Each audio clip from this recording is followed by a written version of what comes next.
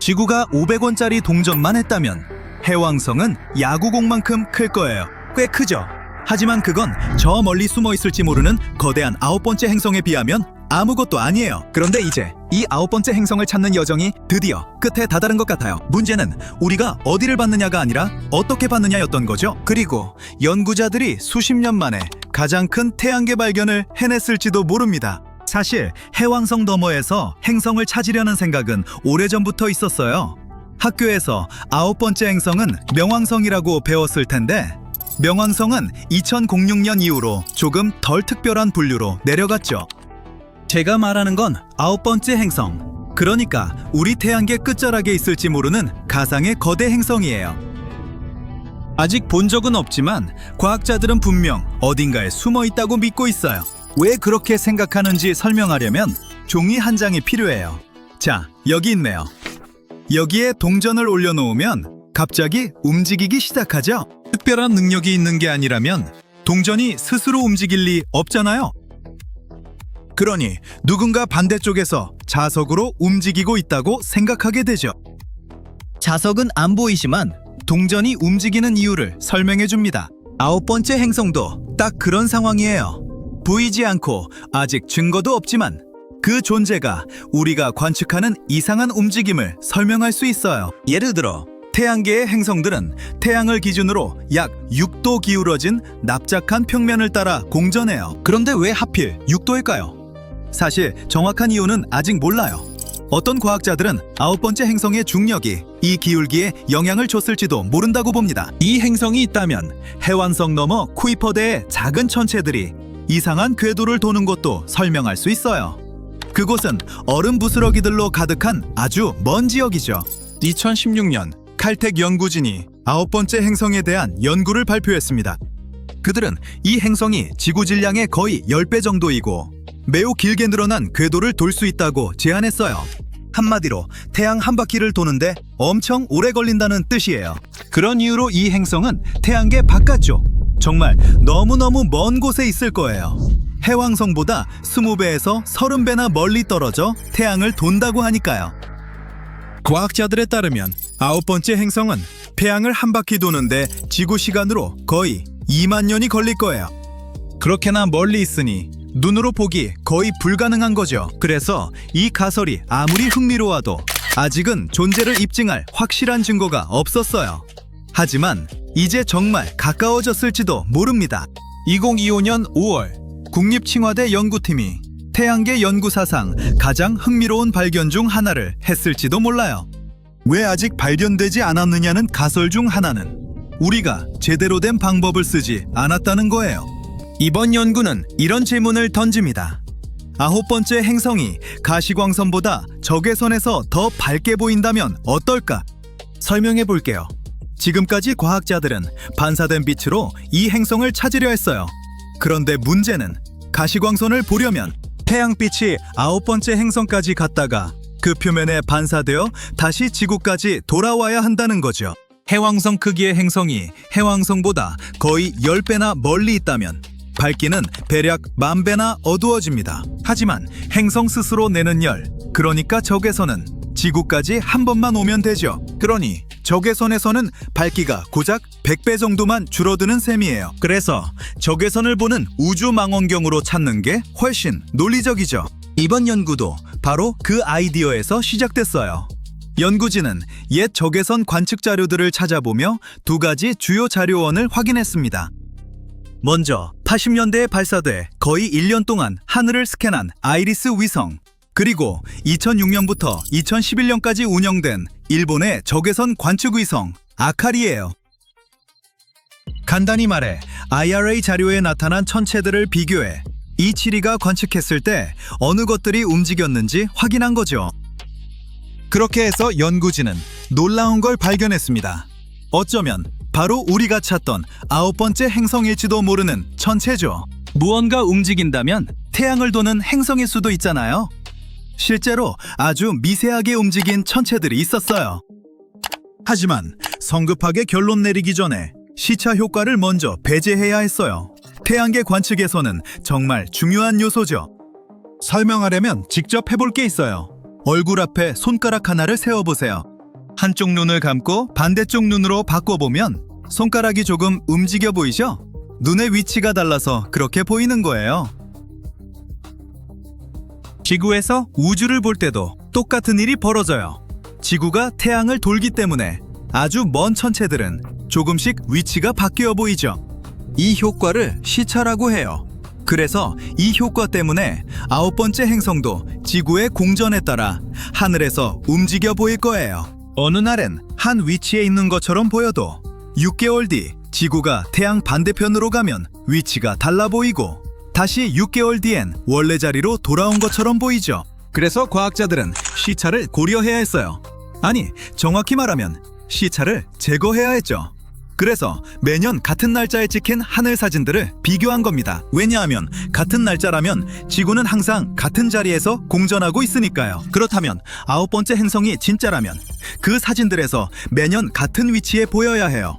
시차 때문에 흔들린 것처럼 보이지 않고 실제 자리만 남는 거죠. 이렇게 정밀하게 찾아본 끝에 연구진은 적외선 자료 속 아주 작은 점 하나를 찾아냈습니다. 아이리스와 아카리 사이 23년 동안 태양 둘레를 따라 아주 조금 움직인 이상한 점이었죠. 설마 이게 그거일까요? 천문학자들이 숨겨진 행성을 드디어 확인한 걸까요? 글쎄요, 아직은 너무 앞서 나가면 안 돼요. 그동안 관측된 움직임만으로는 정확한 궤도를 계산하기엔 데이터가 부족해요. 그래서 지금으로선 이 신비한 천체가 정말 9번째 행성인지 확실히 말할 수 없어요. 그래도 아주 유력한 후보임은 분명해요. 밝기를 분석해보니 꽤 큰 질량을 가진 것 같았고 이건 연구진에게도 큰 놀라움이었죠.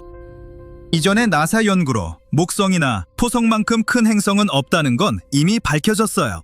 하지만 지구보다 약간 큰 행성이라면 그동안 숨어 있었을 수도 있어요. 그런데 이번에 찾은 이 천체는 해왕성보다 더 무거울지도 모른대요. 일단 9번째 행성을 발견한 셈이라면 이제는 계속 추적하고 새 데이터를 모아야 해요. 하지만 이 길이 쉽지는 않을 거예요. 아카리가 처음 포착한 이후 이 천체는 가만히 있지 않고 지금도 우주에서 아주 천천히 이동하고 있어요. 그래서 이제는 지상 망원경을 이용해 다시 찾아봐야 하죠. 문제는 이겁니다. 정확한 위치를 몰라서 아주 넓은 하늘을 뒤져야 한다는 거예요. 그리고 아직은 일치하는 대상이 발견되지 않았습니다. 이게 정말 9번째 행성의 발견이 될지 아닐지는 시간이 지나봐야 알겠죠. 지금으로선 존재 여부가 여전히 논쟁거리예요. 하지만 나사의 낸시 그레이스 로먼 우주망원경 같은 강력한 새 기술이 곧 등장할 예정이라 천문학자들은 그 어느 때보다 의지가 강해요. 그리고 9번째 행성이 진짜 어딘가 태양계의 차갑고 어두운 끝에 숨어 있다면 이제 숨어 있을 곳도 얼마 남지 않았어요. 수천 년 동안 사람들은 간단한 망원경이나 조건이 좋으면 육안으로 볼 수 있는 수성, 금성, 목성, 토성 같은 행성에 대해서만 알고 있었습니다. 하지만 18세기 후반 윌리엄 허셜경이라는 유명한 천문학자가 얼음처럼 푸른색을 띠는 새로운 행성을 발견했습니다. 처음에 사람들은 그것이 별이라고 생각했지만 나중에 행성이라는 걸 깨달았어요. 오늘날 우리는 이 행성을 천왕성으로 알고 있는데 천왕성은 태양에서 지구보다 19배 이상 멀리 떨어져 있습니다. 너무 멀어서 천왕성은 태양을 한 바퀴 도는데 84년이 걸릴 정도예요. 이 천문학자는 우주에서 이중성이나 성운과 같은 다른 많은 흥미로운 것들을 발견하기도 했어요. 1800년대 중반, 과학자들은 천왕성을 끌어당기는 무언가가 천왕성의 궤도를 이상하게 잡아당기는 걸 발견했어요. 그들은 우주에 다른 행성이 있을 거라고 생각했고 수학을 이용해 행성의 위치를 예측했습니다.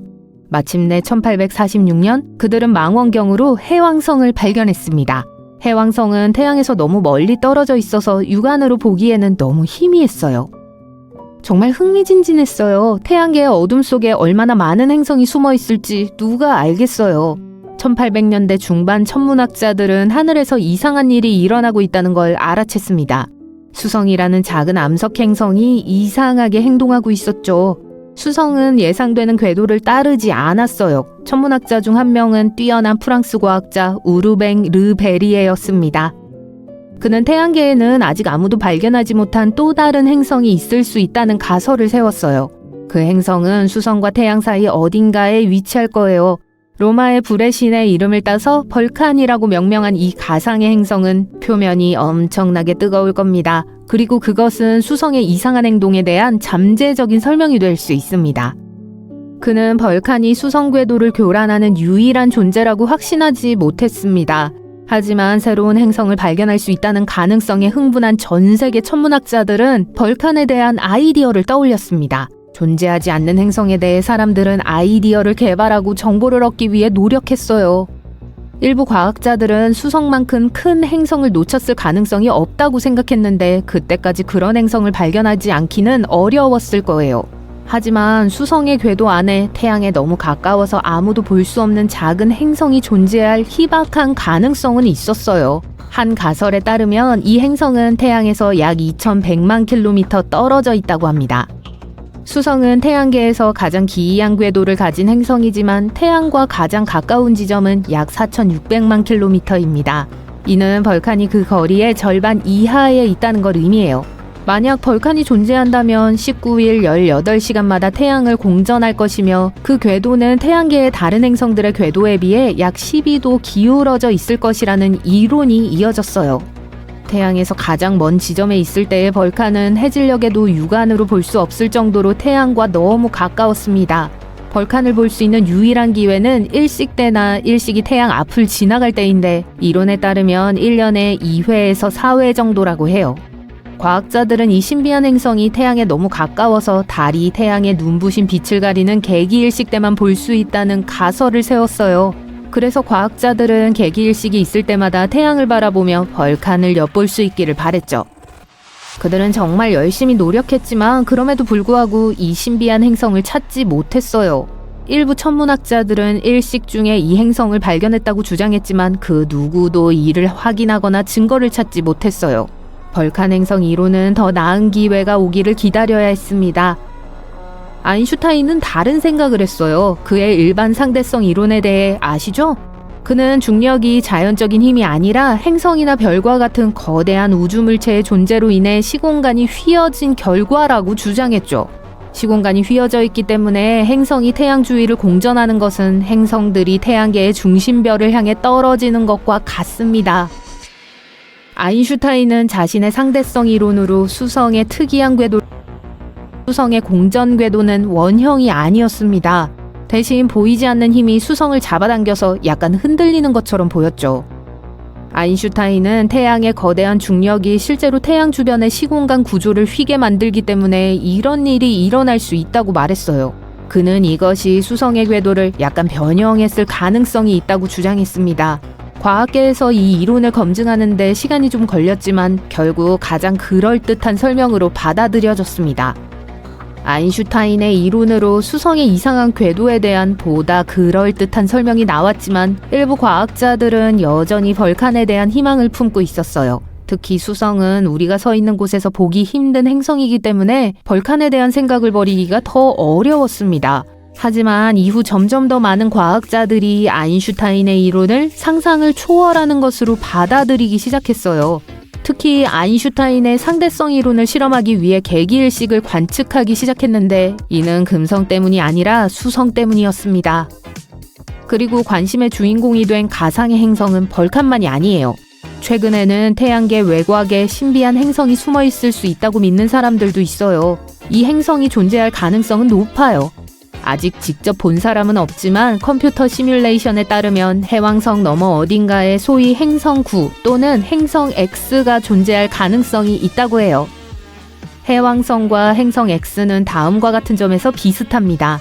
행성 X는 지구보다 10배 더 거대할 수 있으며 해왕성보다 태양에서 평균 20배 더 먼 길쭉한 모양으로 태양 주위를 돌고 있어요. 1년은 지구에서의 10,000년에서 20,000년 사이로 지속될 수 있습니다.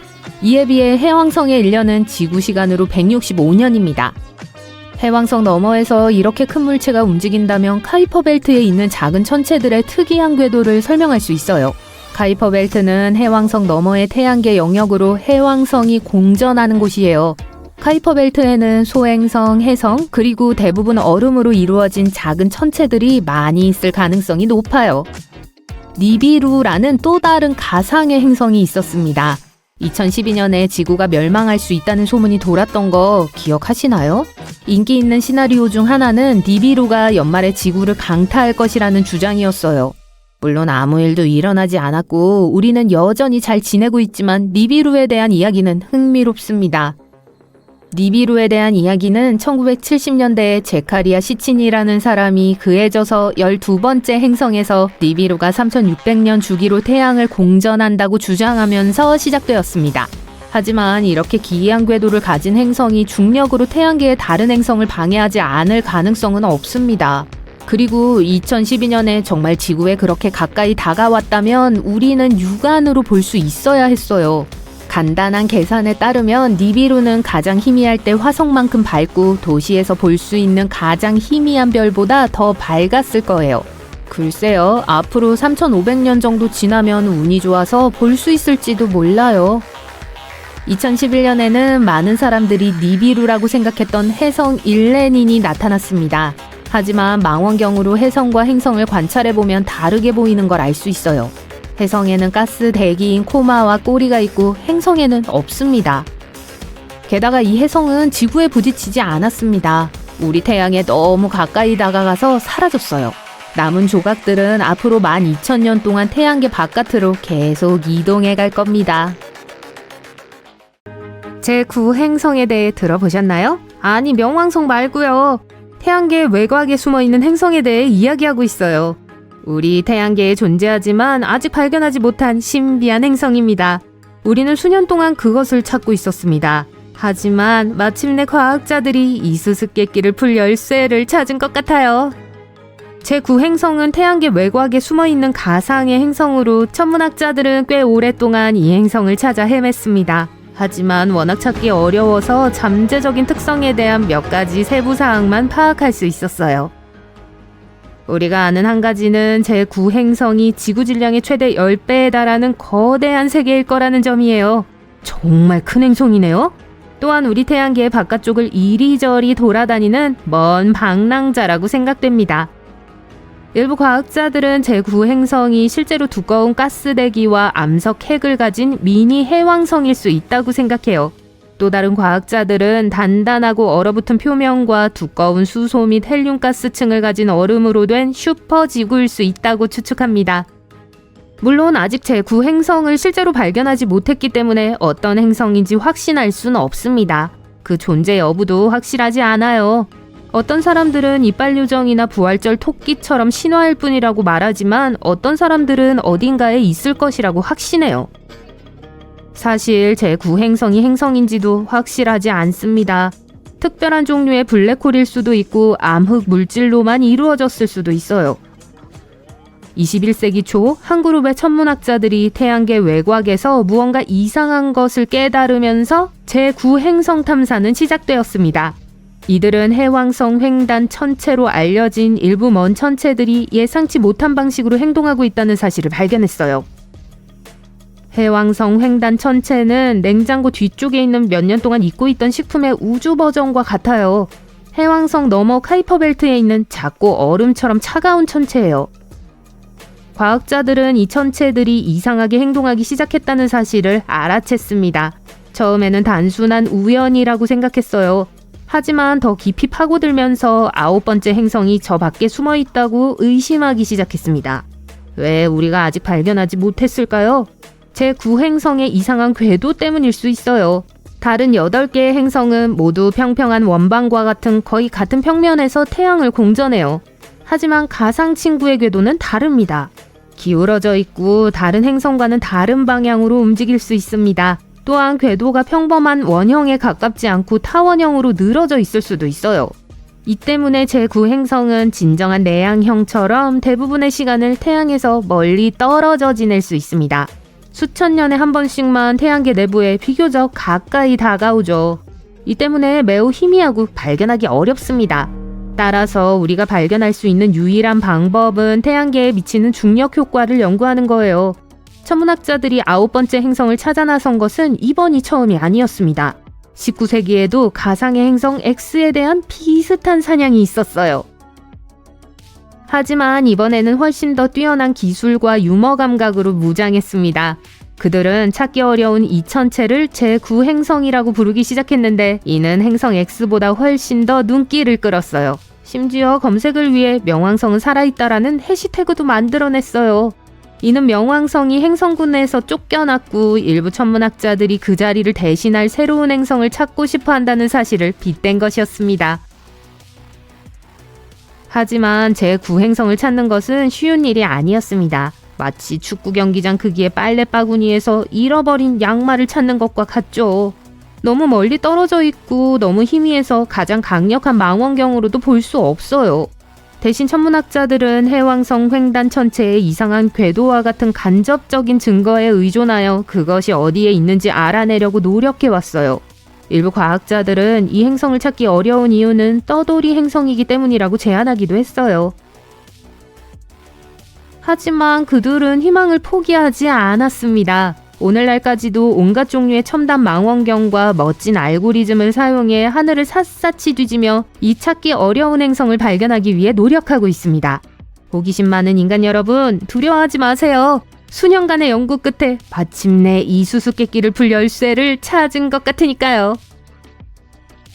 홍콩 교육대학교의 천문학자 마노 차는 한 가지 이론을 가지고 있습니다. 그는 제9행성에는 신비한 덩어리에 수많은 위성이 붙어 있을 수 있다고 믿어요. 맞아요. 우주 깊은 곳에 숨어 있는 거대한 행성일 뿐만 아니라 딸린 식구들도 많이 있어요. 태양계 밖에서는 위성들이 대세예요. 실제로 수성과 금성을 제외한 거의 모든 행성에는 달이 하나 이상 있어요. 지구에는 달이 하나뿐인데 생각해보면 슬픈 일이죠. 명왕성 같은 행성이 아닌 천체도 적어도 2개 이상의 위성을 가지고 있어요. 조금 불공평하지 않나요? 어쨌든 이 점을 고려하여 제9행성으로 위성을 찾으러 가봅시다.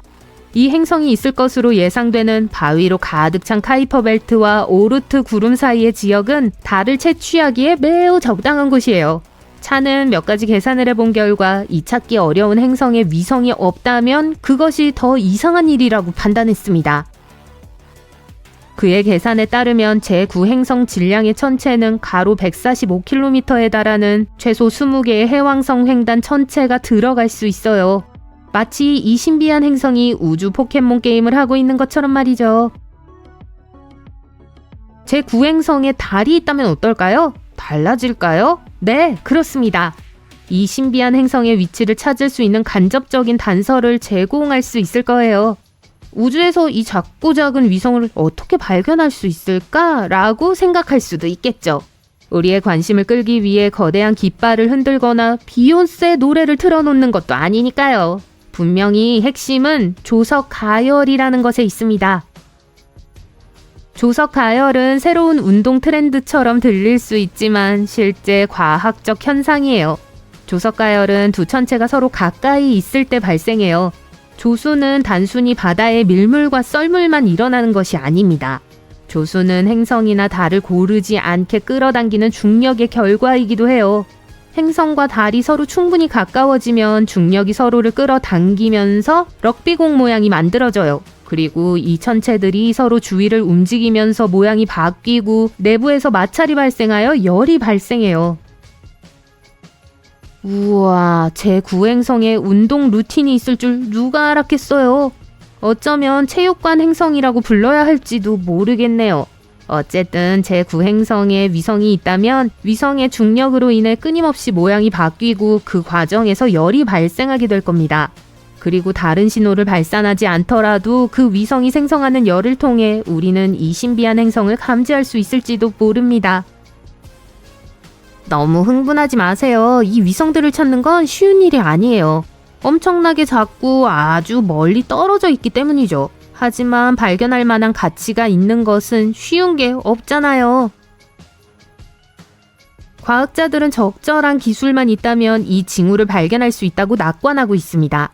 첨단 관측 망원경과 같은 멋진 장비 덕분에 더 쉽게 발견할 수 있을 겁니다. 멋진 친구들이죠? 물론 그 과정은 어렵고 시간이 많이 걸릴 수 있지만 잠재적인 보상은 엄청납니다.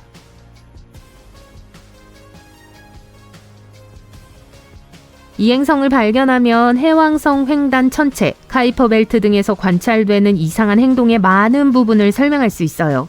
이미 언급했듯이 이들은 최근 의심스러운 방식으로 기울어지고 정렬되는 등 매우 이상한 행동을 하고 있어요. 이 행성이 실제로 존재하지 않는다면 이 이상한 행동의 원인이 무엇인지 아직 밝혀지지 않았습니다. 어쨌든 제9행성을 찾는 것은 현대 천문학에서 가장 흥미진진하고 흥미로운 탐구 중 하나입니다. 마치 우주 보물찾기와도 같으며 모두가 이 재미에 동참할 수 있어요. 그러니까 망원경을 들고 행성 사냥을 떠나보세요.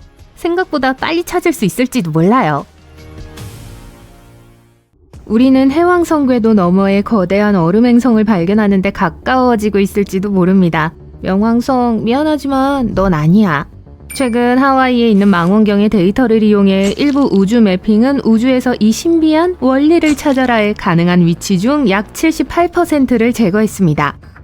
이 행성은 제9의 행성 혹은 플래닛 X라고 불려요. 이 행성의 존재가 처음 제안되었을 때부터 논란을 일으켰는데 그 이유는 지금까지 이 행성이 실제로 존재하는가 라는 질문에 답할 수 있는 연구가 없었기 때문이죠. 만약 발견된다면 제9행성은 태양계에서 5번째로 큰 행성으로 지구의 10배에 달하는 질량을 가진 행성이 될 거예요. 또한 천왕성처럼 가스 행성일 것이라는 이론도 있어요. 2016년으로 거슬러 올라가는 제9행성에 대한 초기 연구에 따르면 이 거대한 새 행성은 약 45억 킬로미터 떨어진 해왕성보다 20배 더 먼 태양 궤도를 도는 것으로 나타났습니다. 따라서 태양 주위를 한 바퀴 도는 데는 10,000년에서 20,000년이 걸릴 것으로 예상돼요. 그렇다면 아직 발견되지 않은 이 행성은 우리 우주에서 알려진 다른 어떤 행성보다 더 넓은 지역을 지배하게 될 거예요. 모두 흥미로운 가설뿐이고 이를 뒷받침할 만한 증거나 관측 자료는 하나도 없습니다. 이러한 가설을 단순한 추측으로 치부하기 전에 연구원들이 복잡한 수학적 모델링과 컴퓨터 시뮬레이션에 의존하여 행성의 특성을 추측했다는 점을 알아두는 것이 중요합니다. 그것이 그들의 임무니까요. 이 행성의 가상의 존재는 해왕성 너머에 위치한 다양하고 신비한 특징을 설명할 수 있어요. 특히 카이퍼 벨트에 대해서요. 해성과 명왕성과 같은 외소행성을 포함하여 태양계 형성 과정에서 남은 얼음 파편으로 가득 찬 거대한 도넛 모양의 지역이죠. 카이퍼 벨트에서 가장 멀리 떨어져 있는 6개의 천체는 타원형 궤도를 그리며 물리적 공간 내에서 모두 비슷한 방향을 향하고 있고 알려진 8개의 행성의 궤도면에 비해 약 30도 아래쪽으로 기울어져 있습니다.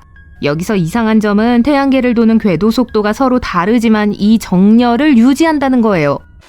이러한 정렬이 무작위로 일어날 가능성은 0.007% 정도로 극히 낮습니다. 따라서 가상의 거대한 천체인 제9행성이 이 이상한 현상에 대한 그럴듯한 설명을 제공합니다. 제9행성의 중력이 이러한 궤도를 형성하는데 영향을 미칠 수 있다는 거예요. 초기 이론은 관측 편향과 계산 오류라는 비난에 직면하면서 오래 지속되지 못했습니다. 그러다 2017년 또 다른 연구 결과가 발표되면서 제9행성이 실제로 존재할지도 모른다는 생각이 다시 떠올랐습니다. 이번에 스페인 천문학자들은 해왕성 횡단 천체를 관측하는 데 초점을 맞춘 새로운 접근법을 시도했습니다. 이 천체들은 평균 거리가 220억 킬로미터를 넘는 매우 긴 타원형 경로로 태양 주위를 공전해요. 이 연구는 이 천체들의 노드와 태양 사이의 거리가 제9행성의 위치에 대한 단서를 제공할 수 있다고 제안합니다. 이 노드는 천체의 궤도가 태양계 평면과 교차하는 지점이에요. 이러한 천체가 이 지점에 도달하면 다른 태양계 천체와 상호작용할 가능성이 높아져 궤도에 큰 변화를 일으키거나 충돌할 수도 있습니다. 따라서 이 극단적인 해왕성 횡단 천체의 궤도가 안정적으로 유지된다면 모든 것이 괜찮습니다. 하지만 그렇지 않다면 다른 무언가, 큰 무언가가 이 천체들의 경로를 방해하고 있다는 신호예요. 연구 결과 눈에 보이지 않는 무언가가 이 천체들을 궤도에서 벗어나게 하고 있다는 사실이 밝혀졌습니다.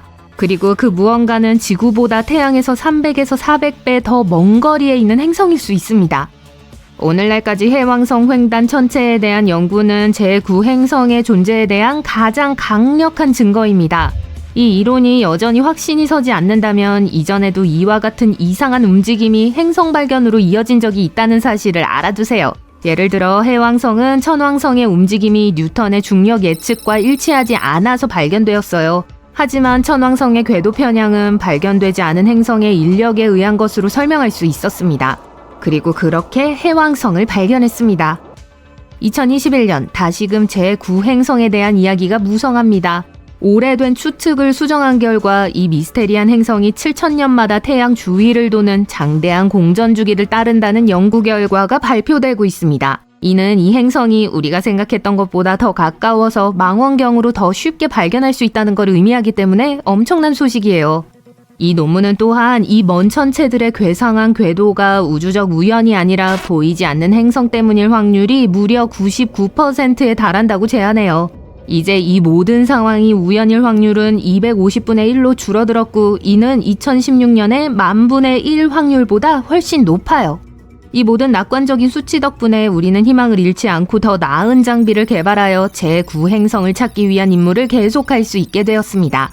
앞서 언급했듯이 하와이의 연구원들은 파노라마 조사 망원경과 신속 대응 시스템을 활용하여 일종의 보물 지도를 만들어 행성의 위치 78%를 가려냈습니다.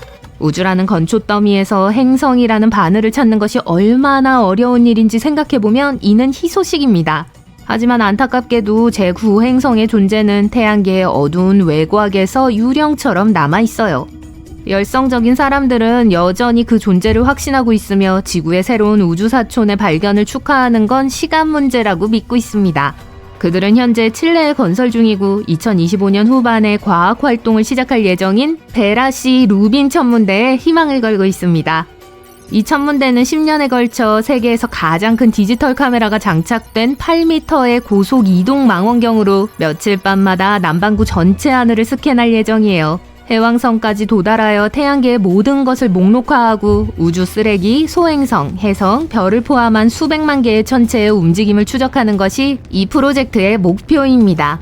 제9행성이 실제로 존재한다면 이 차세대 망원경이 발견할 수 있을 거예요. 이 신비한 행성의 존재는 과학계에서 보편적으로 받아들여지지 않고 있어요. 해왕성 너머에서 일어나는 이상한 현상에 대한 유일한 설명은 제9행성만이 아니기 때문이에요. 한 가지 이론은 외소행성, 해성, 위성과 같은 멀리 떨어진 천체들이 해왕성 바깥 천체의 궤도에 집단적으로 영향을 미칠 수 있다고 제안합니다. 다른 사람들은 이 모든 것의 배후에 블랙홀이 있다고 믿어요. 이 압축된 질량은 우주에서 가장 밀도가 높은 천체 중 하나로 유령 행성으로 추정되는 제9행성처럼 다른 천체의 궤도에 영향을 미칠 수 있어요. 또 다른 대담한 관점은 중력 법칙에 대한 우리의 현재 이해의 결함이 있으며 실제로 불완전하다는 것을 시사해요. 수정 뉴턴 역학으로 알려진 이 이론은 멀리 떨어진 얼음 천체가 이상한 행동을 보이는 건 다른 행성의 간섭 때문이 아니라 은하수의 거대한 중력장이 영향을 미치기 때문이라고 주장해요. 그러나 이 이론을 지지하는 사람들조차도 확실한 결론을 내리기에는 아직 이르며 훨씬 더 광범위한 연구가 필요하다는 점을 인정하고 있습니다. 우리가 제9행성에 대한 끊임없는 탐구를 계속하는 동안 일부 천문학자들은 한 걸음 더 나아가 가상의 제10행성의 존재를 제안했습니다. 이 행성은 화성이나 지구와 비슷한 질량과 크기를 가지고 있으며 카이퍼 벨트의 가장자리에 위치해 있습니다. 하지만 문제는 이 제10행성이 과학자들이 믿는 것처럼 작다면 궤도의 잔해를 치울 만큼 중력이 충분하지 않을 수 있다는 거예요. 이는 명왕성이 2006년 문제가 된 이유 중 하나와 매우 유사해요. 따라서 너무 흥분하지 않는 것이 좋아요. 제10행성으로 추정되는 이 행성은 결국 또 다른 외소 행성으로 분류될 수 있으니까요. 천문학자들이 새로운 슈퍼지구를 발견했는데 매우 흥미롭습니다. TOI-715b라고 불리는 이 행성은 지구의 약 1.5배 크기여서 슈퍼지구라고 불려요. 또한 우주적 측면에서 볼 때 우리와 비교적 가까운 거리에 있어서 불과 137광년밖에 떨어져 있지 않습니다. 이에 비해 대부분의 외계 행성은 수백 광년 떨어져 있으며 블랙홀이나 성운과 같은 흥미로운 것들은 보통 수천 광년 이상 떨어져 있습니다. 그렇다면 생명이 존재할 수 있을까요? 거주 가능 영역은 행성이 액체 상태의 물이 존재하기에 적합한 조건을 갖추고 있는 것으로 추정되는 곳이에요. 별에서 어느 정도 떨어져 있어서 행성의 온도가 적당하고 행성 표면에 물이 액체 상태로 유지될 수 있는 거리를 말하죠. 별의 종류, 행성의 반사 정도, 크기 등 여러 가지 요인에 따라 달라지므로 매우 정확하진 않습니다. 또한 이 구역에 있는 것만으로는 물이 실제로 존재하기에는 충분하지 않아요. 이 행성에는 적절한 대기와 몇 가지 다른 요소도 필요해요. 그래서 2014년에 더 엄격한 정의인 보수적 거주 가능 구역이 생겨났어요. 이는 액체 상태에 물이 있는 최적의 후보를 정의하는 보다 정확한 용어입니다. 그렇지 않으면 실제로는 전혀 거주할 수 없는 잠재적 거주 가능 행성이 너무 많아질 수 있기 때문이에요. 보수적 거주 가능 구역은 행성이 항성으로부터 지구에 비해 얼마나 많은 에너지를 받는지를 기준으로 해요. 암석 행성이 별에서 얼마나 멀리 떨어져 있든 상관없이 약 40에서 85%의 에너지를 얻는다면 이에 속하는 것으로 간주됩니다. 이러한 행성은 거주 가능성이 높습니다. 그리고 TOI 715b가 그곳에 있습니다. 이 슈퍼지구는 적색외성이라고도 불리는 M형 별의 궤도를 돌고 있어요. 우리 태양보다 훨씬 작고 차가운 별이며 태양의 크기와 질량의 약 4분의 1에 불과해요. 그러나 행성이 거주 가능 영역에 있다면 실제로 생명체가 살기에 더 좋아요. 적색외성은 황색외성인 우리 태양보다 훨씬 더 오래 살기 때문이죠. 이것은 또한 행성에 작은 생물을 형성할 시간이 더 많다는 걸 의미하기도 해요. 그리고 이 적색외성은 실제로 우리 별보다 더 오래되었습니다. 태양은 46억 년이 되었고 이 별은 60억 년이 되었습니다. 수억 년의 오차가 있겠지만요. 자기 활동이 많지 않기 때문에 위험하지 않으며 적색외성처럼 폭발하지도 않습니다. 이러한 플레이어는 매우 강할 수 있으며 대기를 빼앗아 행성에 해를 끼칠 수도 있습니다. 주변의 일부 행성들은 대기가 더 얇긴 하지만 이 적색외성은 이미 대기가 모두 소진된 것 같습니다. 이런 적색외성은 우리가 현재 생명체가 존재할 수 있는 행성을 찾고 있는 곳이에요. 우리의 슈퍼지구는 별과 매우 가까워서 19일 만에 그 주위를 돌고 있어요. 별이 작고 행성이 매우 가깝기 때문에 행성이 별 앞을 지나가는 일이 자주 발생하고 정말 선명하게 보여요. 이를 통해 제임스 웹과 같은 망원경은 많은 시간을 들이지 않고도 대기를 쉽게 연구할 수 있습니다. 제임스 웹 우주망원경은 태양계 너머의 먼 행성을 이해하는 새로운 시대로 우리를 안내하고 있습니다. 수백만 광년 떨어진 행성의 공기를 구성하는 가스가 무엇인지 볼 수 있다고 상상해보세요. 제임스 웹은 생명체가 존재할 수 있는 세계를 찾는데 도움을 줄 거예요. 지금은 TOI 715b에 대기가 있는지 알아내려고 노력하고 있어요. 만약 대기가 있다면 더 건조하고 밀도가 높은 행성에 비해 대기를 발견하기가 더 쉬울 수 있어요. 그러면 생명체가 살기 좋은 곳처럼 보이기 때문에 더 많은 관심을 받을 수 있습니다. 무엇보다도 이 행성계에는 거주 가능한 영역에 또 다른 행성이 있을지도 모릅니다. 이 행성이 실제로 존재하는지는 확실하지 않아서 이상한 이름을 가진 후보일 뿐이죠. 하지만 만약 실제로 존재하는 것으로 밝혀진다면 지구 크기 정도일 거예요. 또한 테스 망원경이 발견한 거주 가능 영역의 행성 중 가장 작은 행성이 될 겁니다. TOI 715b의 또 다른 멋진 점은 물만 있는 것이 아니라 온통 물의 세계일 수도 있다는 거예요. 해양 행성은 표면이 바다로 덮여 있거나 지하에 바다가 있는 행성의 한 유형이에요. 물이 모든 것을 덮을 수 있기 때문에 마른 땅이 많지 않을 수 있습니다. 때로는 행성 전체가 용암이나 암모니아와 같은 다른 액체로 덮여 있을 수도 있습니다. 태양계 밖 행성의 경우 현재 기술로는 표면의 물을 직접 볼 수 없습니다. 대신 과학자들은 대기 중의 수증기를 통해 아래의 액체 상태에 물이 있을 수 있다는 힌트를 찾아요. 물론 이러한 행성에 생명체가 존재할 수 있을지 궁금하지만 레비아단과 같은 괴물의 형태는 아니길 바래요. 우리의 모델에 따르면 바다가 있는 행성은 우리 은하계에서 꽤 흔할 수 있습니다. 이는 발견되기를 기다리는 수많은 해양 세계가 있을 수 있다는 뜻이죠. 하지만 TOI 715b의 가장 흥미로운 부분은 소위 작은 행성 반경 간격에 있다는 점입니다. 행성을 일렬로 나열하면 지구보다 큰 행성과 작은 행성이 있어요. 하지만 지구보다 1.5배에서 2배 정도 더 큰 행성들 사이에는 빈 공간이 등장합니다. 그들은 어디에 있을까요? 이 간격은 행성이 시간이 지남에 따라 어떻게 형성되고 변화하는지에 대해 알려주기 때문에 흥미롭습니다. 행성이 이 크기 범위에서 형성되지 않은 건 아니에요. 실제로 행성은 처음에 더 크게 시작하다가 풍선이 서서히 부풀어 오르는 것처럼 질량의 일부를 잃게 돼요. 아마도 이것이 행성이 별을 공전하는 방식 때문에 일어나는 일로 우리 태양이 해성 꼬리에서 나오는 가스로 인해 질량의 일부를 날려버리는 것처럼 별이 주위를 돌면서 질량의 일부를 날려버리는 거예요. 이 간격에는 많은 수수께끼가 숨겨져 있습니다. 그리고 새로운 슈퍼지구와 같은 행성은 그 수수께끼를 푸는데 도움이 될 수 있는 단서입니다. 적색외성 주변에 존재하는지는 확실하지 않습니다. 아마도 실제 크기보다는 행성의 밀도 차이 때문일 거예요. 따라서 우리가 발견한 행성을 연구하는 것은 먼 별과 그 행성에 대해 더 많은 것을 배우는 데 도움이 될 겁니다. 얼마 전에 테스에 대해 언급한 적이 있어요. 나사의 외계 행성 탐사 위성인 테스는 6년 동안 우주에 머물며 놀라운 성공을 거두었습니다.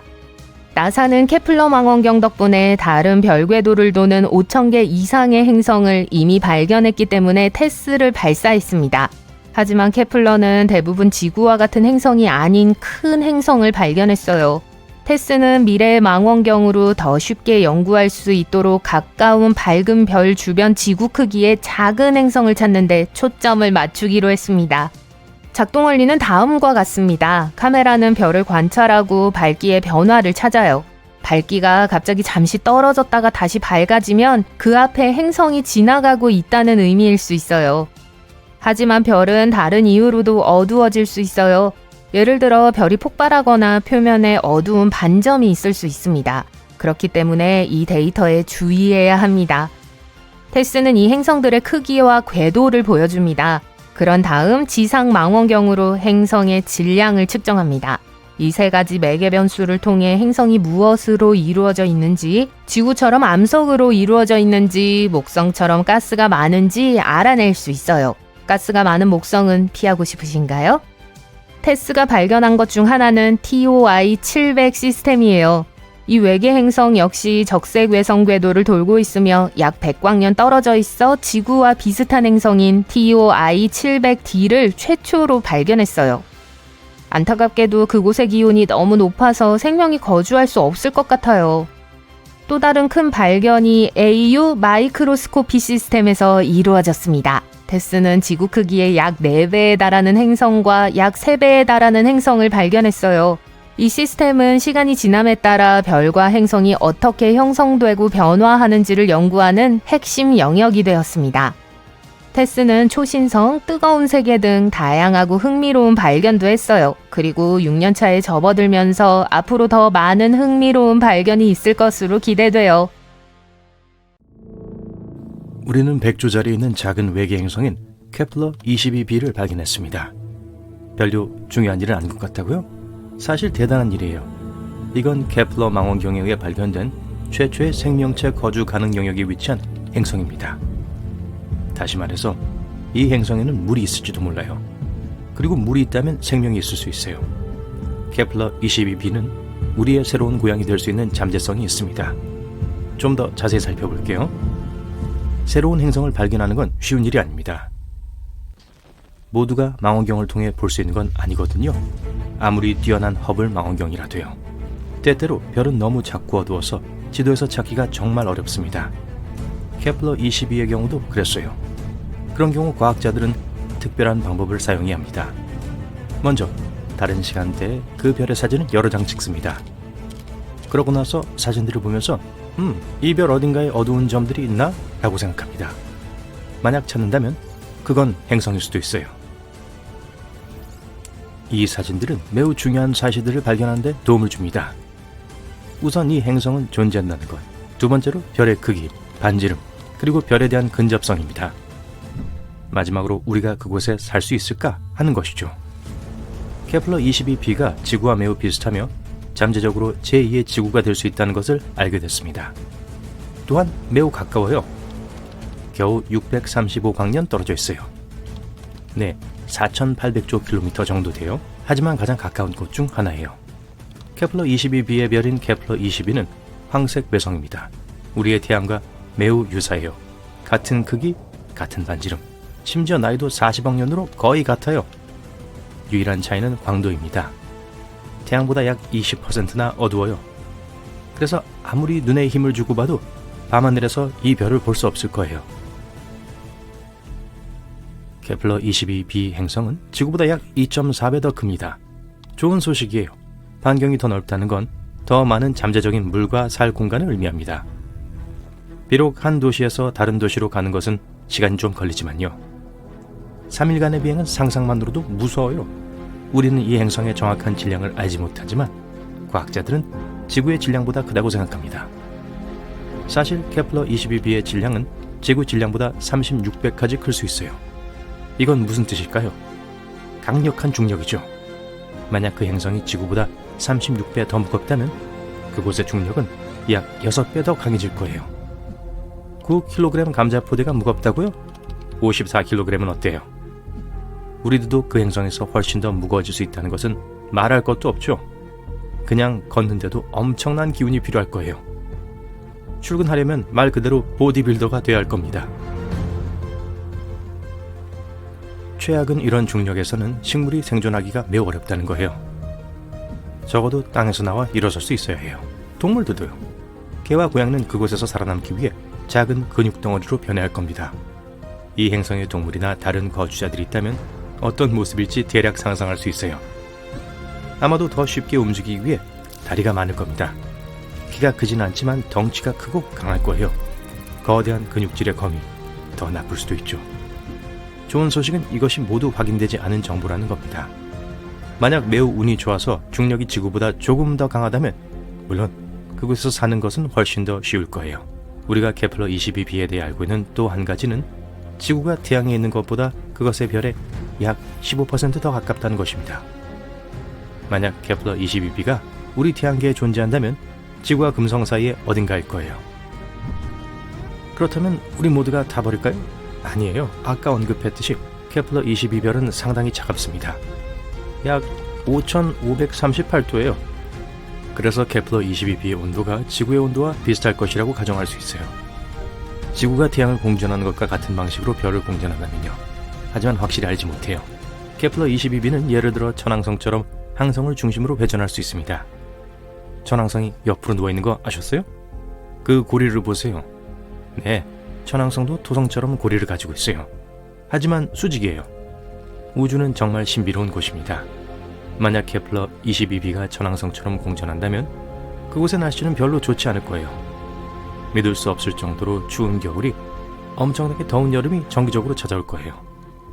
그리고 조석으로 잠긴 행성들과 마찬가지로 이 극단적인 두 면 사이의 좁은 땅에서만 다소 편안하게 살 수 있을 겁니다.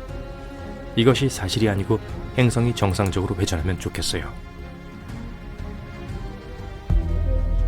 하지만 그렇게 나쁘지만은 않아요. 연구는 케플러 22b에 바다가 있을지도 모른다는 걸 보여줍니다. 물이 생명을 의미한다는 것 알고 있어요. 바다로 덮인 행성은 항상 더 안정적인 온도를 가지고 있기 때문에 큰 장점이기도 합니다. 물은 열의 일부를 흡수하고 그것을 행성 전체에 고르게 분배합니다. 뜨거운 부분은 식고 차가운 부분은 따뜻해져요. 그리고 수십억 년 전에 지구에도 바로 그런 일이 일어났어요. 지구에 작은 웅덩이가 생기기 시작했을 때 우리의 하나뿐인 달은 이 웅덩이가 지구 전체로 퍼지도록 도왔습니다. 덕분에 훨훨 타오르던 우리 지구가 생명이 가득한 귀엽고 작은 공으로 변했어요. 만약 케플러 22b가 물을 가지고 있지만 대기가 없다면 과학자들은 그곳의 평균 온도가 영하 11도 정도일 거라고 예상합니다.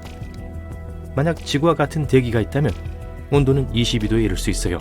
그러면 좋겠죠. 마지막으로 그곳에서의 1년은 지구의 290일, 약 9개월입니다. 이 행성에는 자연위성이 없기 때문에 안타깝게도 달의 아름다운 경치에 작별을 보여야 할 거예요. 좋은 점은 우리의 태양을 멀리 있는 작은 별처럼 볼 수 있을 겁니다. 우리의 옛 고향 지구를 기억하며 밤하늘에서 태양을 감상할 수 있을 거예요. 거대한 거미들에게 쫓기지 않는다면요. 이것이 현재 우리가 알고 있는 전부입니다. 안타깝게도 이런 행성 등을 탐험하는 건 매우 어렵습니다. 그래서 우리가 모르는 매우 중요한 사항이 많이 있어요. 예를 들면 이 행성은 어떤 행성인가 하는 거예요. 케플러 22b에 대한 가장 중요한 정보를 알지 못해요. 그것이 암석 행성인지 아닌지 모릅니다. 암석 행성이 아니라면 앞서 언급한 모든 정보는 아무 의미가 없어요. 가스 행성일 수도 있어요.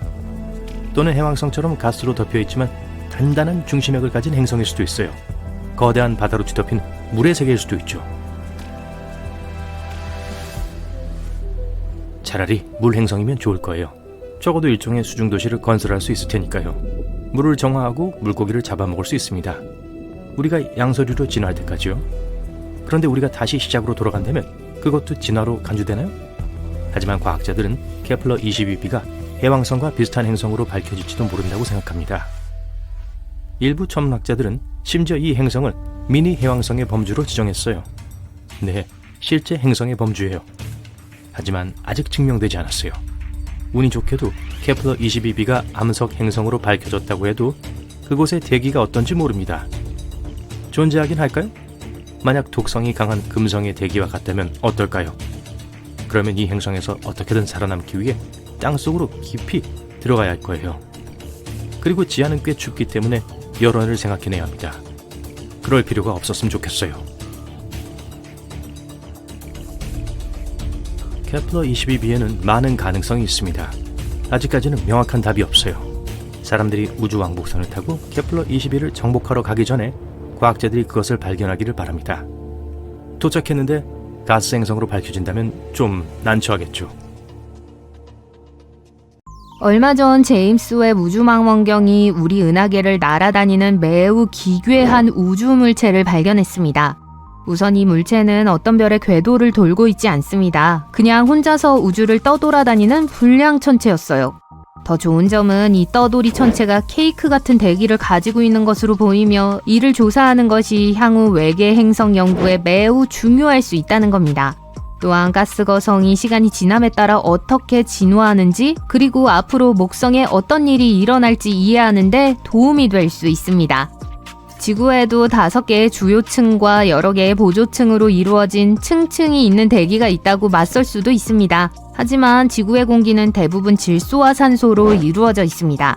다른 행성들은 달라요. 예를 들어 금성은 대기가 매우 두껍고 황산으로 가득 차 있습니다. 수증기 구름이 있는 외계 행성이나 구름이 말 그대로 뜨거운 모래로 이루어진 행성도 있습니다. 하지만 이 불량 물체는 어떨까요? 아무튼 이게 왜 이런 명성을 얻었는지 모르겠지만 어떤 이유로 과학자들은 그것을 심프라고 부르기로 결정했습니다. 어쨌든 구름 패치와 이상한 화학 반응이 높은 곳에서 일어나는 독특한 조합을 가지고 있는 것 같아요. 철과 마그네슘으로 만들어진 구름으로 덮여 있고 대기에는 탄소 기반 화학 물질이 떠다니고 있습니다. 과학자들이 오로라를 발견했다고 해요. 네, 지구에서 볼 수 있는 오로라처럼 깊은 우주에서 볼 수 있는 오로라를요. 연구원들이 이와 같은 불량천체에 대해 일종의 기상 보고서를 작성할 수 있었던 것은 이번이 처음이 아닙니다. 다음으로 이상한 점은 이 물체가 어떤 분류에도 속하지 않는다는 점이에요. 별 궤도를 돌지 않기 때문에 일반 행성이 아닙니다. 하지만 동시에 갈색 외성보다 작습니다. 따라서 행성도 아니고 별도 아닌 그 중간쯤에 있는 존재예요. 과학자들은 이런 천체가 태양계에 너무 가까이 다가오면 우리 모두 파멸한다까지는 아니어도 실제로 심각한 문제를 일으킬 수 있다고 말해요. 중력으로 인해 행성의 궤도가 불안정해지거나 심지어 우주 충돌로 이어질 수 있기 때문이에요. 따라서 지금 당장은 위협이 되지 않지만 미래에는 위협이 될 수 있습니다. 이 불량 물체에는 몇 가지 이상한 일이 벌어지고 있습니다. 우선 하루의 길이가 2.4시간에 불과합니다. 그 시간에 해가 뜨고 지는 것을 상상해보세요. 정말 빠르죠? 또한 이 천체는 약 20광년 떨어진 카리나 성운에 있는데 이는 우주적 측면에서 그리 멀지 않은 곳입니다. 이 녀석을 특별하게 만드는 또 다른 이유는 북반구에서 볼 수 있는 가장 밝은 자유부유 천체라는 사실입니다. 그리고 이 천체는 시야를 방해하는 주변 별 없이 우주를 떠돌고 있기 때문에 나사의 스피처와 같은 망원경으로 직접 촬영되었습니다. 사실 이렇게 희미하고 멀리 있는 천체는 매우 드뭅니다. 과학자들이 일명 열화상이라고 하는 적외선으로 이 물체를 확인했을 때 이 불량 물체의 대기가 이상하게 움직인다는 것을 발견했습니다. 때로는 더 뜨거워지기도 하고 때로는 더 차가워지기도 하는 등 계속 변화하는 것이었습니다. 뭔가 이상한 일이 벌어지고 있었지만 정확히 무엇일까요? 그래서 2023년 7월 한 과학자 팀이 제임스 웹 우주 망원경을 이용해 더 깊이 파헤치기 시작했습니다. 그들은 이 망원경을 심플을 향해 겨누고 단 몇 시간 만에 약 6,000개의 측정값을 수집하는 등 엄청난 양의 데이터를 수집했습니다. 먼저 고에너지 열과 같은 단파 복사를 조사한 다음 몇 시간 후에 장파에 대해서도 동일한 작업을 수행했습니다. 연구진은 파장에 따라 밝기가 다르게 변한다는 사실을 발견했습니다. 대기의 어떤 부분은 더 밝아지고 어떤 부분은 어두워지고 어떤 부분은 전혀 변하지 않았죠. 사방이 온통 어두웠습니다. 하지만 연구진은 모든 변화가 세 그룹으로 나뉘는 패턴을 발견했습니다. 각 그룹은 마치 대기에서 무슨 일이 일어나고 있는지에 대한 작은 신호처럼 고유한 분위기를 가지고 있었습니다.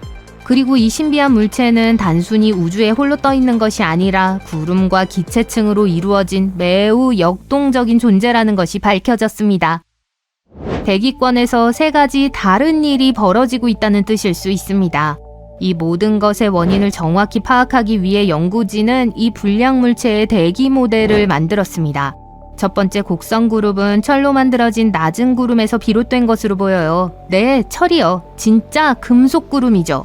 두 번째 그룹은 기본적으로 마그네슘이 풍부한 결정인 포스테라이트라는 광물로 만들어진 높은 구름에서 나온 것 같아요. 그리고 이 구름층은 매끄럽지 않고 고르지 않은 것처럼 보입니다. 그 고르지 못한 부분이 구름에서 나오는 빛이 계속 변화하는 이유를 설명해 줄 수 있습니다. 세 번째 빛 패턴의 경우 구름에서 나오는 빛이 전혀 아니었습니다. 빛은 구름 위쪽, 즉 대기 중 핫스팟이라고 생각되는 곳에서 나오는 것처럼 보였어요. 이 핫스팟은 아마도 지구의 오로라와 비슷하지만 가시광선 대신 빛 스펙트럼의 무선 부분에서 발생하는 전파 오로라와 연결되어 있을 겁니다. 하지만 모든 모델링을 마친 후에도 여전히 미스테리가 남아 있었습니다. 첫 번째 곡선 그룹은 예상보다 더 많은 곡선이 사방에 있었습니다. 연구진은 일산화탄소와 같은 탄소 기반가스가 주위에 떠다니면서 특정 유형의 빛을 무작위로 흡수하기 때문일 수 있다고 생각했습니다. 어쨌든 이런 종류의 대기 온도를 직접 관찰한 것은 이번이 처음이에요. 하지만 연구원들이 관찰한 몇 시간으로는 이 현상을 완전히 파악하기에는 충분하지 않았습니다. 전체 상황을 파악하려면 며칠간의 데이터가 필요하고 2027년에 발사될 예정인 나사의 낸시 그레이스 로마 우주망원경을 사용해서 더 깊이 파고들기를 희망하고 있습니다. 이 신비한 물체는 불량 행성은 아니지만 분명 언급할 가치가 있는 행성이에요. 이들은 기본적으로 고향 태양계에서 쫓겨난 행성이에요. 네, 완전히 쫓겨난 행성이죠. 행성이 형성되면 보통 별 주위의 다른 행성들과 함께 어울리게 됩니다. 하지만 초기에는 행성이 충돌하고 이동하고 서로 너무 가까워지는 등 상황이 매우 혼란스러워질 수 있으며 때로는 한 행성이 태양계에서 바로 쫓겨나기도 합니다. 자, 별에 묶여있지 않기 때문에 이 불량 행성은 완전히 홀로 은하계를 순항하고 있습니다. 만약 별이나 블랙홀과 같은 거대한 물체 근처에 떠 있다면 그 물체의 중력에 의해 잡아당겨질 수 있습니다. 하지만 그렇지 않으면 계속 표류합니다. 대부분은 시스템이 아직 형성 중이고 모든 것이 엉망일 때 부팅되었을 거예요. 하지만 나사의 한 과학자에 따르면 궤도가 너무 이상해지거나 큰 물체에 부딪히면 성숙한 시스템이라도 행성을 쫓아낼 수 있다고 합니다. 이제 우리가 논의해야 할 다음 행성은 불량 행성이 아니라 모항성 등이 있는 행성입니다. 하지만 또 다른 멋진 점이 있습니다. 아직 형성 중인 아기 행성이라는 점이에요. 이런 모습을 포착하는 건 매우 드문 일이죠. 이 아기는 이미 태양계에서 가장 큰 행성인 목성의 약 3배 크기입니다. 약 400광년 떨어진 태양계의 일부예요. 약 500만 년 동안 별 주위의 원반에서 가스와 먼지를 먹으며 성장해왔어요. 마치 우주 뷔페 같았죠. 하지만 천문학자들이 하와이에 있는 대형 망원경으로 지구 대기의 화학물질을 확인했을 때 뭔가 앞뒤가 맞지 않았습니다. 그들은 특히 일산화탄소와 물을 관찰했는데 이는 대기 중에 얼마나 많은 탄소와 산소가 떠다니고 있는지 파악하는 데 도움이 될 수 있습니다. 알고 보니 지구의 화학 성분이 원반의 구성 성분과 일치하지 않는 것으로 밝혀졌습니다. 이는 꽤 큰 문제인데요. 과학자들이 행성이 어떻게 형성되었는지에 대해 알고 있다고 생각했던 것과 상반되는 것이기 때문이에요. 기본적으로 이런 느낌이죠. 이봐, 당신의 멋진 모델이 너무 단순한 것일 수도 있다고. 행성은 가스와 먼지 덩어리가 서로 충돌하고 서로 달라붙어 형성되는 것으로 알려져 있습니다. 시간이 지남에 따라 이들은 완전한 행성으로 형성됩니다. 이것이 사실이라면 행성과 그 주변의 가스는 화학적으로 같은 종류의 물질로 구성되어 있어야 합니다. 하지만 PDS-70b는 그 자체로 다른 행성입니다. 그래서 과학자들은 무슨 일이 일어나고 있는지 설명하기 위해 두 가지 아이디어를 떠올렸습니다. 디스크의 가스뿐만 아니라 먼지나 얼음과 같은 고체 물질로 형성될 수도 있습니다. 그 고체 물질에는 탄소와 산소가 갇혀 있어요. 따라서 그것이 녹아서 행성 안으로 들어갔을 때는 이미 화학 성분이 바뀌어 있을 거예요. 또는 행성이 이미 형성된 후에 원반의 가스에 더 많은 탄소가 들어갔을 수도 있습니다. 다행히도 같은 태양계에는 PDS-70c라는 또 다른 행성이 있고 과학자들은 이를 확인함으로써 진실을 알아낼 수 있기를 바라고 있습니다. 화성에는 여러 얼굴이 있습니다. 정말이에요. 1976년 바이킹 1 궤도선이 화성을 탐사하던 중 흥미로운 것을 발견했는데 바로 사람의 얼굴처럼 생긴 커다란 구조물이었습니다. 시도니아라는 지역에 있었어요. 이 행성은 곧 큰 인기를 얻게 되었습니다. 조금 후에 리비아 몬테스에서 소위 왕관 얼굴이라고 불리는 것도 발견했습니다. 화성에는 일반적으로 이상한 구조물이 많이 있어요. 2022년 우리는 그곳에서 문과 같은 구조물을 발견했습니다. 나사의 큐리오시티 로버가 샤프산에 있는 이스트 클리프라는 바위 언덕의 사진을 찍었어요. 이 마운드에서는 자연적인 균열이 있고 그 중 하나는 고대 이집트 무덤처럼 볼 수 있는 개 문 정도의 크기예요.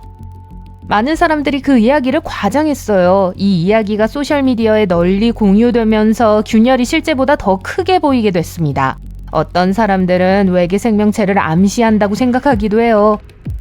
하지만 자세히 살펴본 결과 나사는 암석 지형의 좁은 균열에 불과하다는 사실을 알아냈습니다. 이러한 균열과 틈새는 지구와 화성 모두 암석 지형에서 흔히 볼 수 있는 현상이에요. 이 균열은 바람의 침식이나 화성 지진으로 인해 시간이 지나면서 자연적으로 형성된 거예요. 화성은 신비한 구조의 금광입니다. 최근에 우리는 그곳에서 이상한 나선형 구조물을 발견했어요.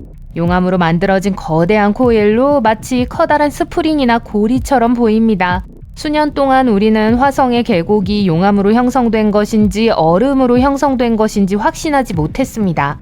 이 용암 코일이 그 수수께끼를 밝혀주고 있어요. 나사의 화성 정찰 궤도선의 고해상도 이미지 덕분에 연구원들은 얼음 관련 활동으로는 설명할 수 없는 269개의 용암 나선형을 발견했습니다. 흥미로운 점은 이 용암 코일이 하와이 용암 흐름에 의해 형성된 용암 코일처럼 지구에서 볼 수 있는 용암 코일과 비슷하다는 거예요. 이 나선형은 너무 잘 보존되어 있어서 이전에는 간과하기 쉬웠어요. 폭은 16m에서 거의 30.5m에 달하며 먼지가 많은 화성의 풍경과 조화를 이루며 은은하게 존재해요. 이 코일은 화성의 구성, 특히 지각과 멘틀에 대해 많은 것을 알려줄 수 있지만 아직 많이 알려지진 않았어요. 하지만 화성에만 이상한 구조가 있는 건 아닙니다. 예를 들어 태양계의 가스거인 토성에는 북극의 거대한 육각형이라는 흥미로운 특징이 있어요. 이것은 육각형 모양의 구름 패턴입니다. 길이가 약 14,000km 이상으로 지구의 지름보다 더 크답니다. 시속 약 322km로 빠르게 움직이는 기체로 이루어진 제트기류로 추정돼요.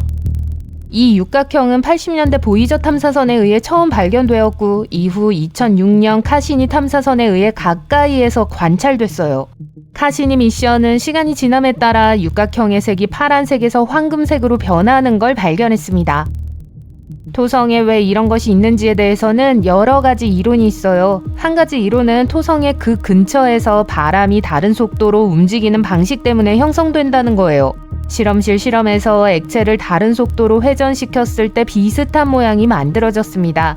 또 다른 아이디어는 토성의 특별한 날씨 패턴과 함께 느리게 회전하는 공기 흐름이 원인일 수 있다고 제안해요.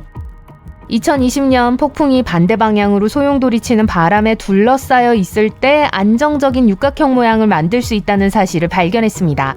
지금까지는 이것이 가장 유력한 설명이에요. 토성은 또한 기괴한 위성들과 함께 운이 좋았습니다. 그 중 하나가 라페투스예요. 이 달은 거대한 띠처럼 가운데를 감싸고 있는 거대한 능선이 있다는 이상한 특징을 가지고 있어요. 기본적으로 거대한 호두처럼 보여요. 호두까기 인형은 어디 있죠? 이 능선은 높이가 약 13km에서 최대 19km, 폭이 200km에 이르며 우리 기준으로는 엄청나게 높습니다. 달 표면의 4분의 3 이상을 덮고 있고 태양계 전체에서 세 번째로 큰 산맥으로 간주돼요. 이 거대한 능선이 어떻게 형성되었는지는 아직 밝혀지지 않았어요. 다른 행성이나 달에서 볼 수 있는 것과는 다른 모습입니다. 이 능선이 죽은 달의 잔해일 수 있다는 한 가지 아이디어가 있습니다. 수십억 년 전 거대한 충돌이 이아페투스에서 물질 덩어리를 산산조각 냈어요. 이 조각들은 달 주위를 돌며 미니달 또는 하위 위성을 형성했습니다. 시간이 지나면서 라페투스의 중력이 이 미니달을 찢어버렸고 그 주변에 잔해의 고리가 생겼습니다. 이 고리의 파편이 다시 이아페투스로 떨어지면서 오늘날 우리가 보는 거대한 산등성이가 만들어졌어요. 연구원들은 이 과정이 수세기에 걸쳐 빠르게 일어났다고 생각해요. 다행히도 이아페투스는 토성에서 꽤 멀리 떨어져 있었기 때문에 토성의 중력이 간섭하지 않았습니다. 만약 라페투스가 토성에 더 가까웠다면 그 위성이 끌어당겨졌을 수도 있어요. 하지만 이 이론이 사실인지 확인하려면 더 많은 시뮬레이션을 해봐야 해요.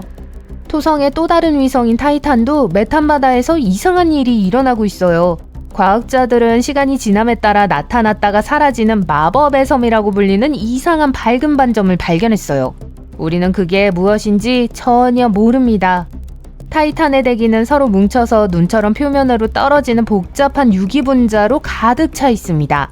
이 마법의 섬은 메탄을 흡수하고 매우 천천히 가라앉는 눈덩어리일 수 있어요. 하지만 문제가 있어요. 물에서는 분자가 서로 달라붙기 때문에 물 위에 물질이 떠 있을 수 있어요. 하지만 메탄은 다릅니다. 메탄은 다른 분자를 붙잡는 걸 좋아하기 때문에 모든 고체 물질을 즉시 가라앉게 만들어요. 하지만 이 마법의 섬은 가라앉지 않아요. 이 섬들은 구멍이 많은 얼음으로 만든 스펀지 같다는 이론이 있어요. 이 구멍이 많은 얼음 조각이 호수 가장자리에서 떨어져 나오면 타이탄의 바다 위에 잠시 떠 있다가 아래로 가라앉는다는 거죠. 질소가스 거품이나 바람으로 인한 파도 같은 다른 아이디어도 있어요. 확실히 알기 위해서는 더 많은 연구가 필요해요. 달은 이상하게 생겼어요. 우리 달만 봐도 알 수 있죠. 1971년에 우리 달에서 흙이 사라진 부분을 발견했는데 마치 푸른 호수처럼 보였어요. 그들은 이 신비한 장소를 이나라고 부릅니다. 1971년 아폴로 15호 임무 중에 처음 발견됐어요. 이후 아폴로 17호 미션에서 더 선명한 사진을 찍었죠. 푸르스름한 D 글자 모양의 이 점은 달에서 가장 이상한 것 중 하나입니다. 이 색은 현무암이라는 티타늄이 풍부한 특수 암석에서 유래합니다. 이 암석들이 이나의 바닥을 덮고 있어 파란색으로 보여요. 이나 내부의 마운드 가장자리 근처에도 푸른빛이 도는 부분이 있어요. 이나는 독특하며 아마도 오랜 역사를 가지고 있을 거예요. 화산 활동이 있었을 수도 있는데 약 35억 년 전의 토루가 남아 있습니다. 이는 이나를 둘러싸고 있는 화산 보호막의 표면 나이와 비슷해요. 우리 달에도 화성과 마찬가지로 얼굴이 있어요. 달의 남극 근처에 얼굴처럼 보이는 영역이 있습니다. 하지만 멀리서 보면 얼굴과 비슷한 이미지를 만들어내는 크레이터와 그림자가 모여 있는 것일 뿐이에요. 이 분화구는 수십억 년 동안 존재해왔으며 달 표면의 약 16%를 덮고 있습니다. 이러한 분화구 중 일부는 내부에 물과 얼음이 있을 수도 있어요. 태양계에는 왜 이렇게 많은 얼굴이 있는지 궁금하실 거예요. 그건 바로 우리의 뇌가 얼굴이 없는 곳에서도 얼굴을 인식하도록 연결되어 있기 때문이에요. 이를 파레이돌리아 현상이라고 합니다. 우리의 뇌는 모양을 이해하려고 노력하는데 사람과 비슷하게 생긴 것을 보면 익숙하기 때문에 사람으로 인식해요. 의자에 옷이 있는 그림자 형상을 볼 때처럼요. 수성에서도 어떤 사람들은 미키마우스와 같은 모양을 봅니다. 외계 생명체가 아니라 우리 뇌가 장난을 쳐서 실제로 존재하지 않는 곳에서도 얼굴과 같은 친숙한 모양을 보게 만드는 것이니까 걱정하지 마세요.